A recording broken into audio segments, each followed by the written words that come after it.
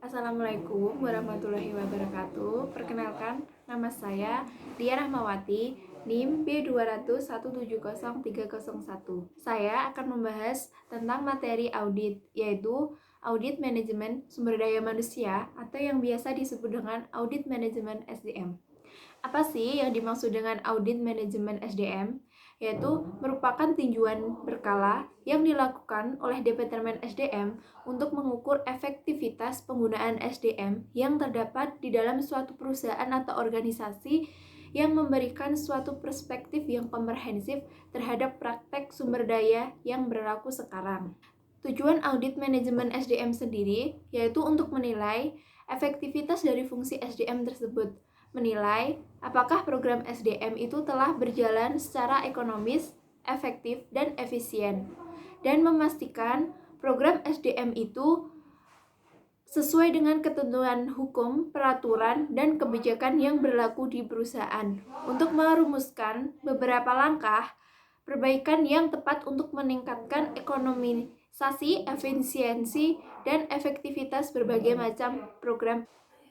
Audit SDM ini juga memberikan feedback atau kesempatan untuk yang pertama, mengevaluasi keefektifan berbagai fungsi SDM, meliputi rekrutmen dan seleksi, pelatihan, dan penilaian kinerja. Yang kedua, menganalisis kontribusi SDM.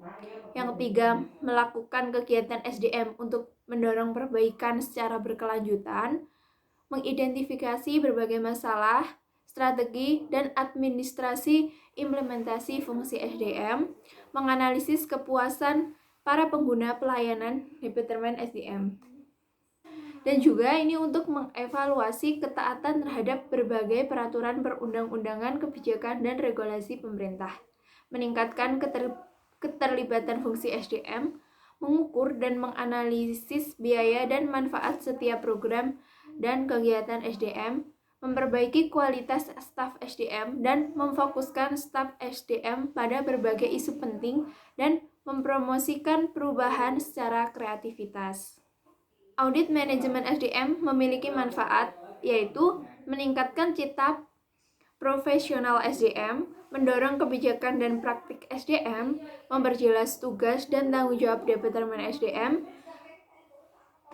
menentukan masalah kritis, menaati hukum dan peraturan, menurunkan biaya SDM melalui prosedur yang lebih efektif, meningkatkan keinginan untuk berubah dan Departemen SDM, memberikan evaluasi secara cermat serta sistem informasi SDM, dan memastikan ketaatan audit manajemen SDM itu terhadap hukum dan peraturan dalam prakteknya, serta mengidentifikasi kontribusi Departemen SDM terhadap organisasi.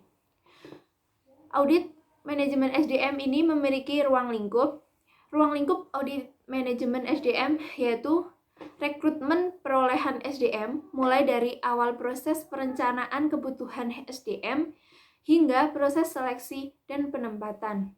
Yang kedua, ada pengelolaan SDM yang meliputi semua aktivitas pengelolaan SDM setelah ada di perusahaan, mulai dari pelatihan, pengembangan, sampai dengan penilaian kinerja karyawan. Yang ketiga, ada pemutusan hubungan kerja atau PHK maupun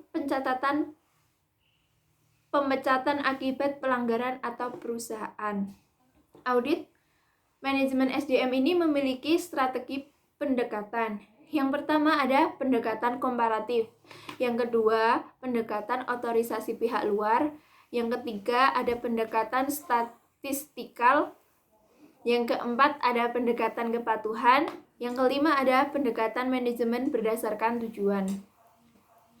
Yang pertama, pendekatan komparatif itu apa? Yaitu pendekatan yang membandingkan ketidakhadiran perputaran karyawan dan data gaji pada program SDM. Yang kedua, pendekatan otoritas pihak luar itu tim audit SDM ini bergantung pada keahlian konsultan dari riset yang dipublikasikan pada program SDM. Yang ketiga, pendekatan statistikal ini adalah catatan pada tim audit dalam menghasilkan standar statistik yang menemukan kesalahan yang masih relatif kecil.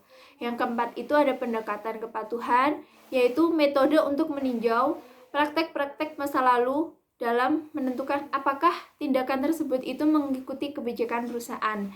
Yang kelima, ada pendekatan manajemen berdasarkan tujuan, yaitu dilaksanakannya dengan membandingkan hasil kegiatan dengan tujuan yang telah ditetapkan. Wassalamualaikum warahmatullahi wabarakatuh.